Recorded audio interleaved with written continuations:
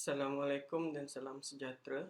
Video ini merupakan video pengenalan untuk sistem pusat pengumpulan hasil pertanian atau lebih dikenali sebagai sistem PPHP.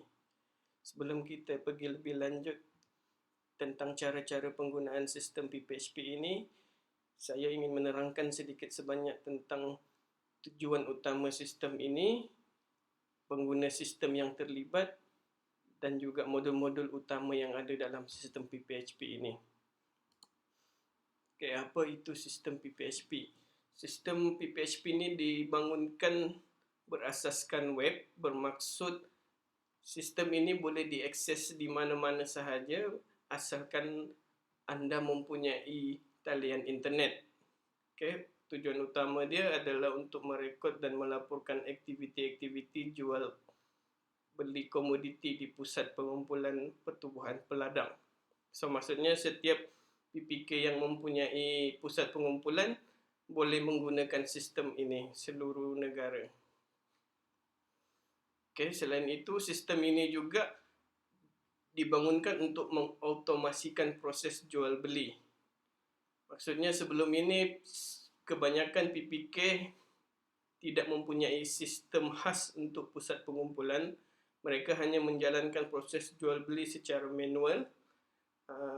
Adalah payah untuk menghasilkan laporan jual beli setiap pertubuhan peladang yang mempunyai pusat pengumpulan. So selain daripada mengoptimumkan keuntungan kepada pertubuhan peladang, ahli juga boleh melihat hasil jual beli komoditi mereka kepada pertubuhan peladang. Okay, sistem PPHP ini terbahagi kepada 5 kumpulan pengguna utama.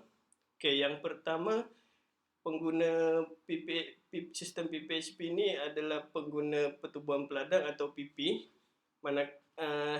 Manakala pengguna PP ini pula dipecahkan kepada 6 kumpulan, iaitu pertama, pengurus besar atau GM, pengurus projek, kerani projek, kerani akaun, pegawai teknikal tanaman, dan juga jualan atas talian.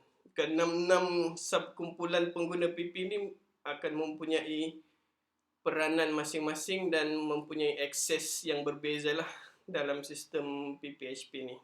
Okay, kedua, kita ada ahli projek, iaitu merupakan ahli projek PP, dan juga kita ada yang ketiga, bukan ahli projek. So maksudnya ahli ada 2, satu ahli projek, satu bukan ahli projek.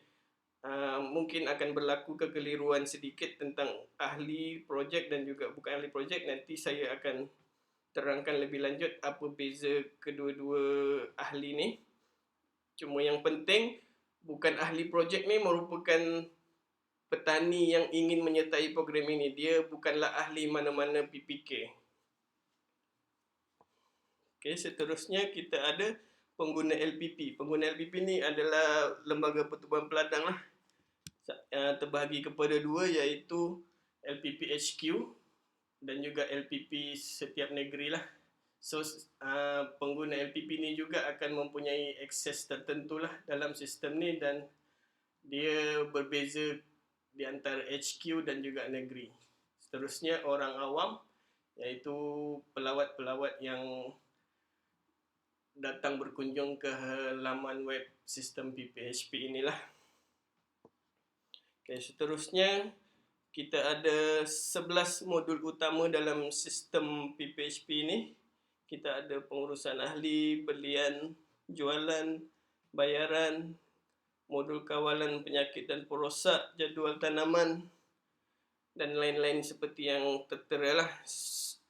Cuma yang penting saya nak terangkan, ada modul yang berkaitan antara satu sama lain seperti modul belian, jualan, dan juga harga belian harian ni adalah modul yang saling berkaitan lah antara satu sama lain. Dan juga modul-modul seperti kawalan penyakit dan perosak ni adalah berkaitan dengan projek ahli. Okay, so secara keseluruhan dia serba ringkas itu adalah pengenalan kepada sistem PPHP. So, untuk video seterusnya saya akan terangkan halaman utama sistem PPHP ni, susun atur halaman portal dia macam mana, cara nak akses kepada akaun pengguna, akaun LPP, akaun PP, semua saya akan terangkan pada video seterusnya. Dengan itu, untuk setakat ini itu saja. Kita berjumpa untuk video seterusnya. Sekian, terima kasih.